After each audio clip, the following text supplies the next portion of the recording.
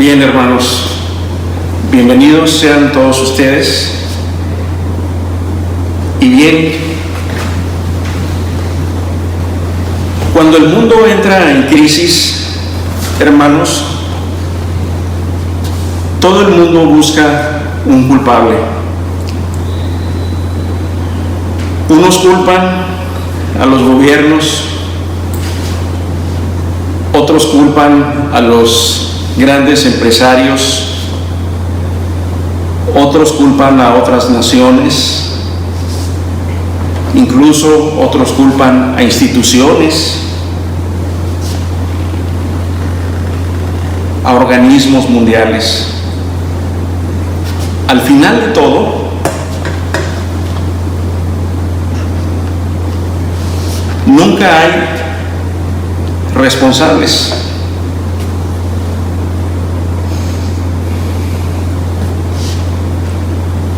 O son otros que no son los que le dije los responsables.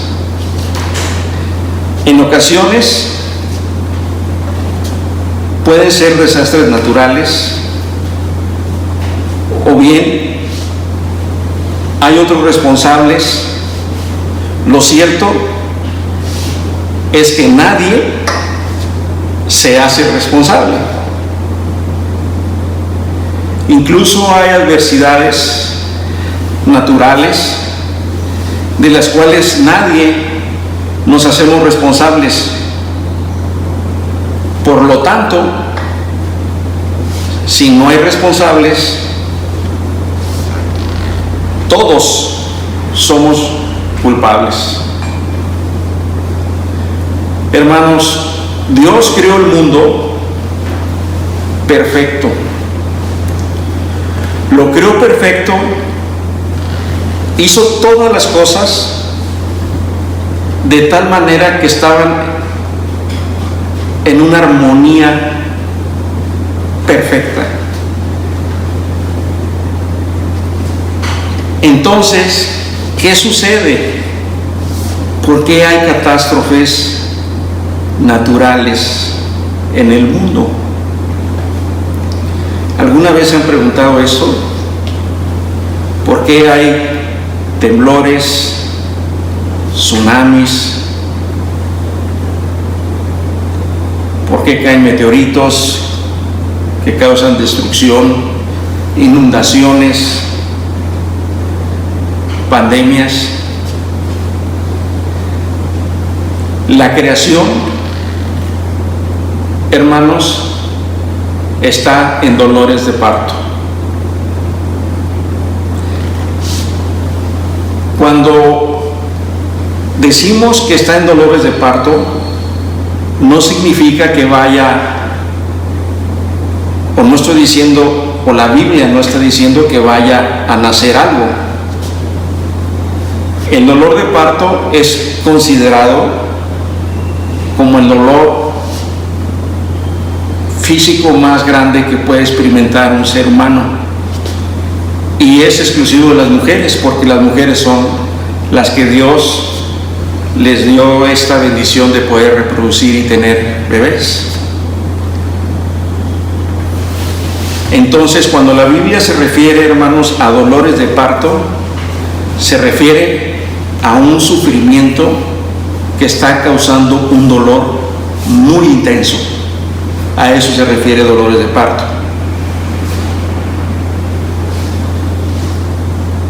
Vayamos a Romanos 8:22, donde el apóstol Pablo nos dice lo siguiente: de que la creación misma ha de ser liberada de la corrupción que los esclaviza, para así alcanzar la gloriosa libertad de los hijos de Dios. Sabemos que toda la creación todavía gime a una sola voz, como si tuviera dolores de parto. Aquí el apóstol Pablo nos dice que lo que causa estos dolores de parto, lo que causa estas cataclismos o cuestiones naturales, desastres naturales, es el pecado del hombre. Aquí lo dice. La Biblia, hermanos, nos muestra que nosotros, los seres humanos, somos los únicos responsables de todas las cosas buenas o malas que suceden en el mundo. Nosotros, amados hermanos, somos los que echamos a perder este mundo por causa de nuestro pecado. Dios hizo el mundo perfecto.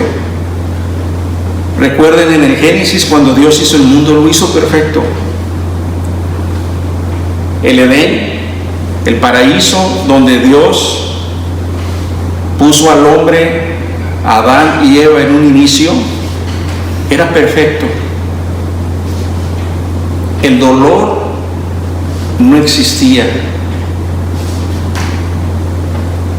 Los problemas, las tribulaciones no existían. No existían los terremotos, no existían las inundaciones, no existían absolutamente ningún problema natural, porque el mundo era sano, era perfecto. El mundo estaba, hermanos, sin pecado. Sin embargo, nosotros, los seres humanos, hemos corrompido este regalo que Dios nos dio, el mundo. Y hay muchos ejemplos. El día de hoy, por ejemplo, me referiré a Noé. La humanidad en esa época estaba tan corrompida que Dios, Jehová, hace un pacto con Noé y le da instrucciones para que haga un arca, porque va a mandar un diluvio. Hasta ese momento, hermanos, en la tierra no había llovido, no existía la lluvia. Y es hasta ese momento que, por causa de la corrupción del hombre, Jehová manda un diluvio y la gente es borrada de la faz de la tierra, y solamente Noé y su familia, Dios le permite seguir en la tierra y repoblarla. Otro ejemplo más reciente lo podemos ver en cómo el hombre, por la codicia, a través de empresas, hace la extracción del oro, este metal precioso que en un inicio se encontraba al ras de la tierra, a la orilla de los arroyos, pero que ahora hay que escarbar la tierra y hacer un proceso especial para poder obtenerlo. Y el oro, hermanos, se flota en mercurio, en unas piletas, se flota, y por así decir, no sé el dato técnico exacto, pero por una tonelada de tierra que se saca, se consiguen apenas algunos gramos de oro. Pero este elemento que se usa para flotarlo, para separar el oro de los demás materiales, es altamente venenoso, es mercurio. Y este se tira a los ríos, se tira a la tierra, contaminándola. Y es por eso que ahora vemos en el Perú o en Bolivia gente, campesinos, que mueren por causa de este envenenamiento. Es producto de la corrupción del hombre. Otro ejemplo podríamos hablar de los tsunamis. Los tsunamis, estas olas gigantescas que golpean las costas y que causan muchos estragos, sobre todo en países asiáticos. Vemos cómo estos cataclismos se dan, y básicamente se dan porque son países, son poblaciones que se comete mucha idolatría. Y me voy a referir, por último, al momento que está viviendo el mundo actual, de la pandemia actual, que lo único que sabemos hasta ahora, hermanos, es que es un virus que el hombre creó.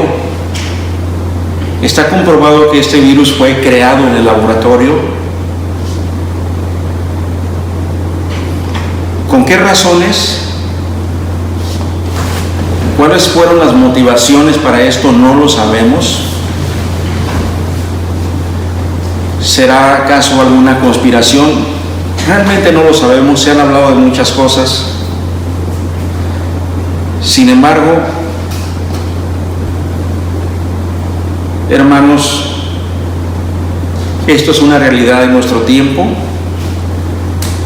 que está generando un problema y un caos a nivel mundial, incluso más importante del que creó la última gran guerra, la Segunda Guerra Mundial.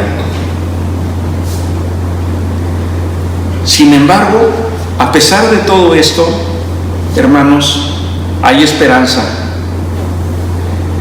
Hay esperanza si nos acercamos a Dios. Y este ejemplo lo vamos a ver en el Antiguo Testamento, en el libro de Segunda de Crónicas, capítulo 7, versículos 13 al 14. Pero permítanme antes comentarles cuál era el entorno previo o en el que se da este versículo. En este versículo, Jehová le habla a Salomón, al rey Salomón, hijo de David. Y el entorno que se está dando es la inauguración del templo.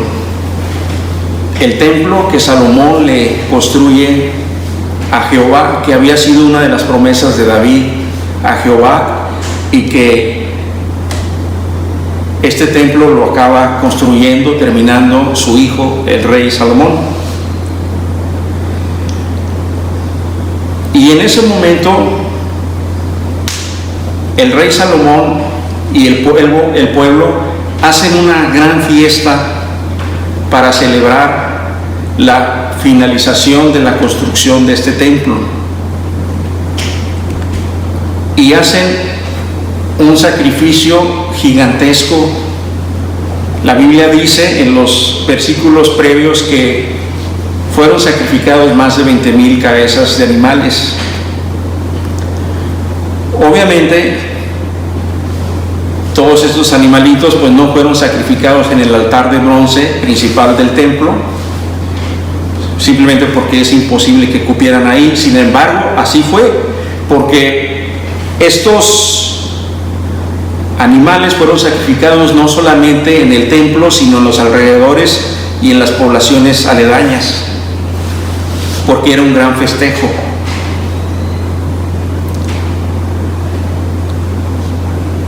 Y es en este entorno en el que vamos a leer el versículo 13 y 14 del capítulo 7 de Segunda de Crónicas, donde Jehová le dice a Salomón,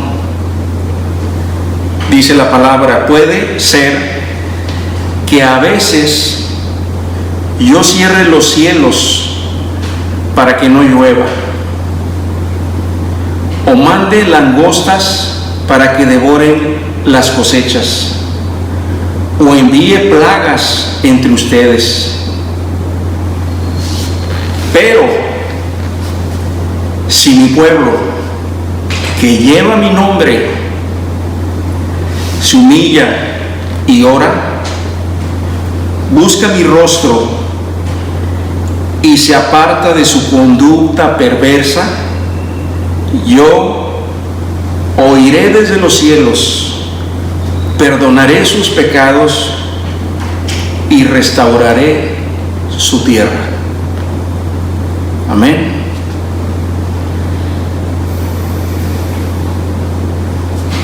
Dice Jehová, si mi pueblo. En aquella época, ¿quién era el pueblo? En aquella época el pueblo era Israel. El entorno es la inauguración, la terminación del festejo del templo de Jehová. ¿Quién era el pueblo? Israel. Pero en nuestra época, ¿quién es el pueblo? ¿Quién es el pueblo de Jehová? ¿Quién es el pueblo de Dios ahora? Como sabemos, el pueblo fue diseminado por todo el mundo. Y aparte, como dice el apóstol Pablo, que fue designado el apóstol de los gentiles, el pueblo está formado actualmente por el cuerpo de Cristo, por su iglesia. En Tito 2:14 la palabra dice: quien se dio a sí mismo por nosotros para redimirnos de toda inequidad y purificar para sí un pueblo propio, celoso de buenas obras.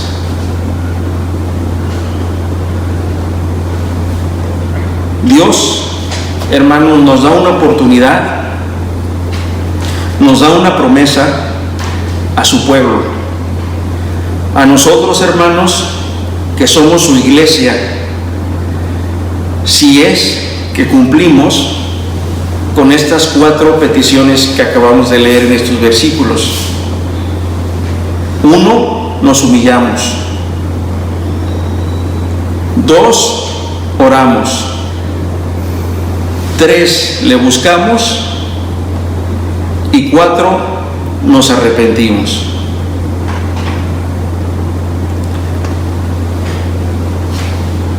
La naturaleza humana es muy orgullosa,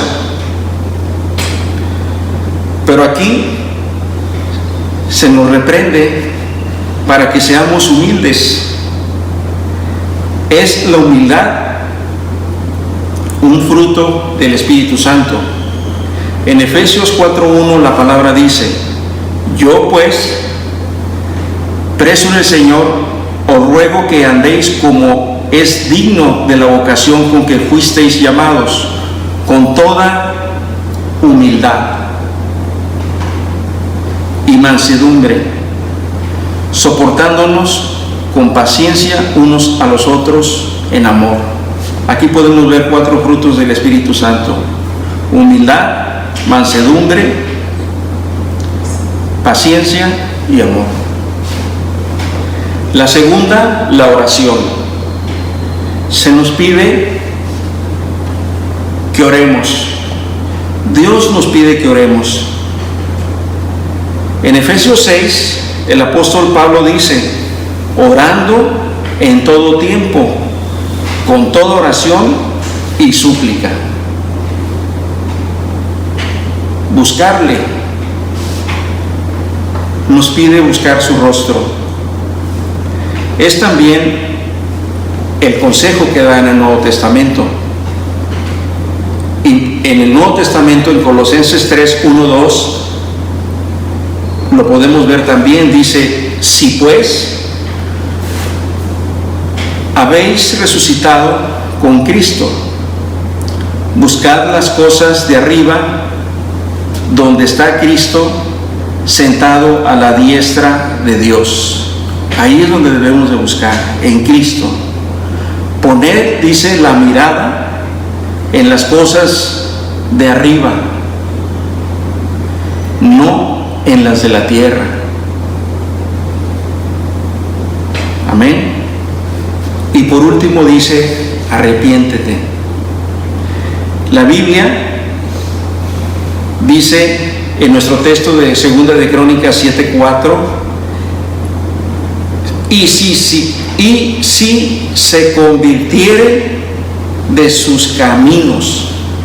Está hablando de arrepentirnos, hermanos. Sin arrepentimiento no hay conversión auténtica. Aquí va a estar el tema central de la prédica de hoy, hermanos. Si no nos arrepentimos auténticamente, no hay conversión. En Apocalipsis 3:19, leamos qué dice la palabra. Yo, dice el Señor, reprendo y castigo a todos los que amo. Es una palabra fuerte. La realidad es que casi no se predica el arrepentimiento, pero en esta iglesia sí lo predicamos. Dios dice, yo reprendo y castigo a todos los que amo. Sé pues celoso y arrepiéntete, dice el Señor. Este es el mensaje de hoy, hermanos. Es un llamado al arrepentimiento de nuestros pecados. Y en el versículo 14 podemos ver cuál es la promesa de Dios si nosotros hacemos estas 4 cosas que les acabo de mencionar. Si nosotros nos humillamos, si nosotros oramos, si le buscamos y nos arrepentimos, entonces dice el Señor lo siguiente: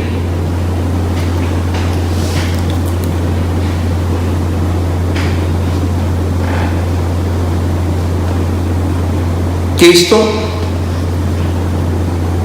eso fue dicho en el Antiguo Testamento. Jehová le dijo a Salomón, escucharé, ¿verdad? Perdonará y restaurará. Y hoy Cristo nos dice que cumplirá 3 promesas a su pueblo, a su iglesia, en estos tiempos que estamos viviendo, hermanos, ustedes y su servidor. Escuchará. Dios escuchará nuestras peticiones si guardamos sus mandamientos, hermanos. En 1 Juan 3:22 la palabra dice, y cualquier cosa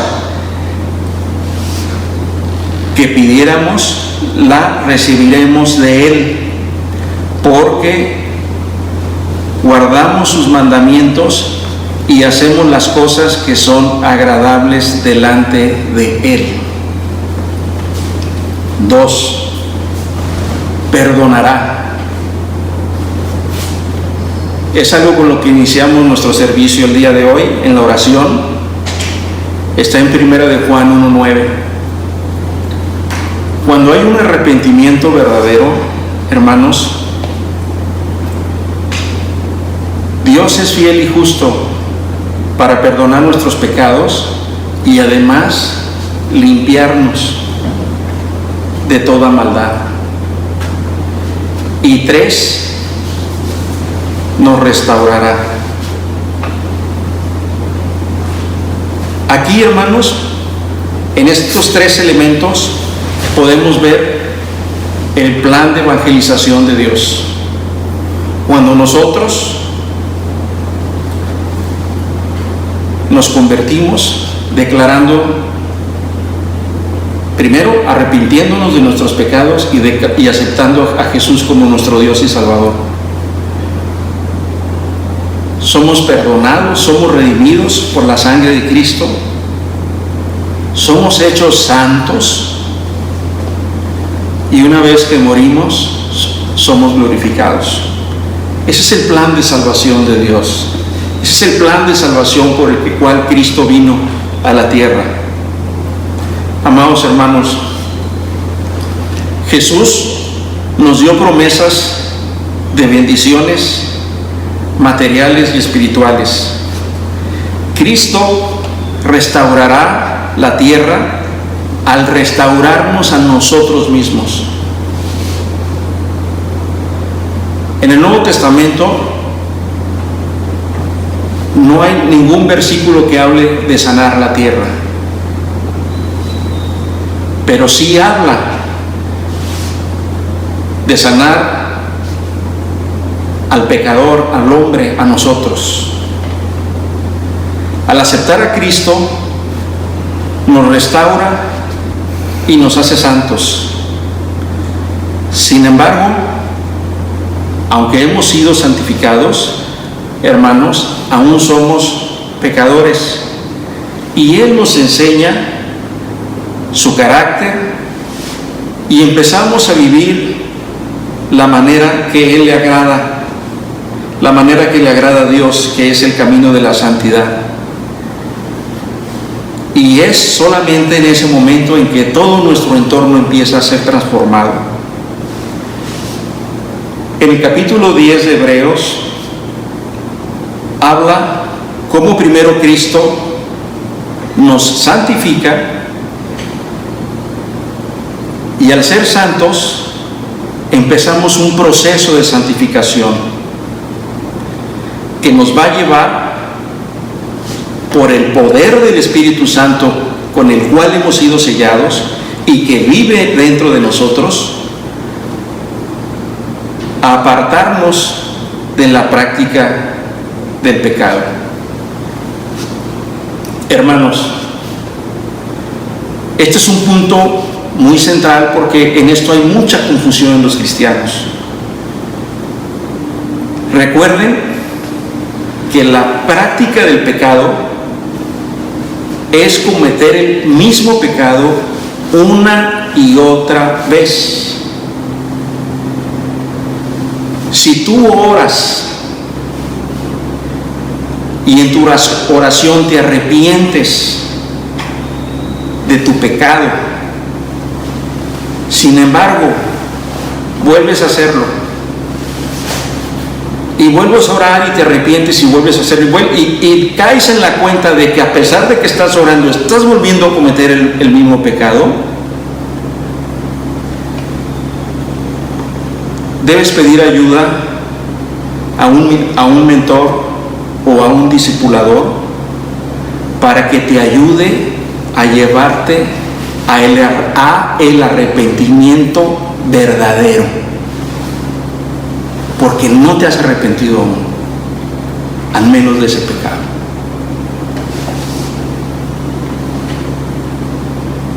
Una vez, hermanos, que hemos sido redimidos y santificados, finalmente seremos glorificados cuando estemos en la presencia de Cristo y nuestro Padre Celestial. Finalmente, hermanos, Cristo nos prometió bendiciones en la tierra y la promesa de la vida eterna junto a Él en el cielo. Hermanos, El exhorto el día de hoy es arrepentirnos. El llamado de hoy es el arrepentimiento verdadero, al arrepentimiento auténtico, no al arrepentimiento aparente, no al arrepentimiento falso de nuestros pecados. Es el llamado a un arrepentimiento verdadero y de todo corazón, y pidamos a Dios sus bendiciones en este tiempo. Hay muchos cristianos que creen que son cristianos, hemos hablado mucho de esto, porque ¿por qué decimos que creen que son cristianos? Porque son cristianos que viven aún aparentando. Aparentan que creen. Aparentan que son cristianos. Se cae en este gran error, hermanos,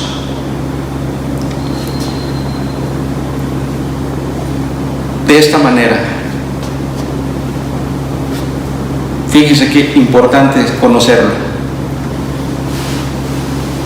Por tanto, se creen malos porque saben que están pecando.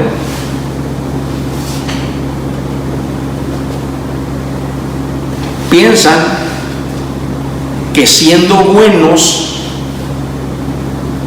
se van a santificar. Es decir, por tanto son malos, saben que están pecando, piensan que siendo buenos entonces se santifican, y no es así.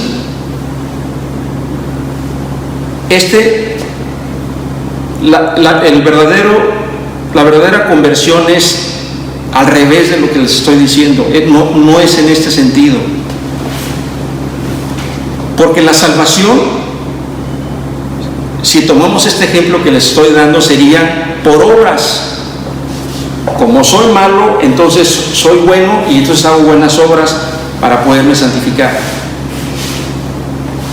Entonces la salvación es por obras. Pero no, la salvación no es por obras, la salvación es por fe.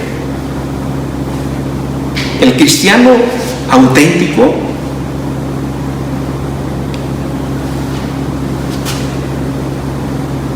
el cristiano que es auténtico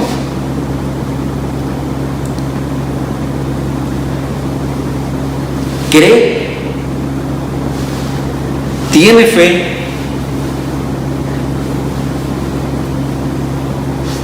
por tanto es santificado. Dios, Cristo, es quien nos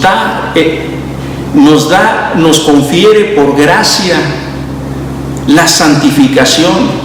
En el momento en que nosotros nos arrepentimos de todo corazón, Cristo nos santifica en ese momento. La santificación nos es dada por Dios. Santificación significa apartado para.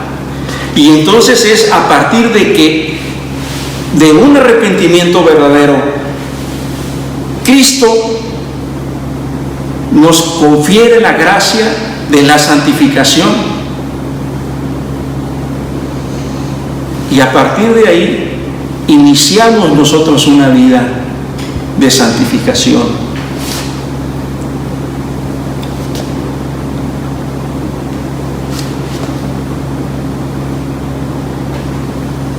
Como ya hemos sido redimidos, somos santificados.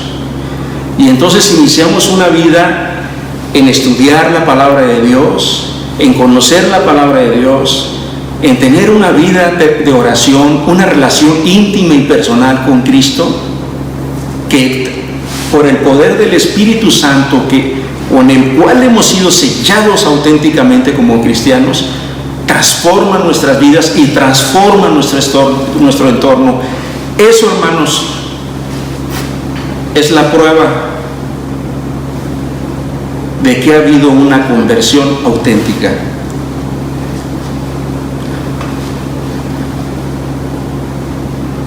Su salvación, la salvación, se ve en la forma de vivir del verdadero discípulo de Cristo. Debemos estar seguros de que nuestra mirada esté puesta en la eternidad junto a Jesús, junto a Dios, junto al Padre Celestial. Y dejemos, por tanto, que su santa y perfecta voluntad se haga aquí en la tierra. Demos toda la gloria y toda la honra a nuestro amado Jesucristo, aceptando su voluntad perfecta para nosotros, quienes por su gloria y misericordia, hermanos, hemos sido llamados y santificados para Él. Amén. Bien, hermanos, demos gracias a Dios por su palabra. Que Dios les bendiga.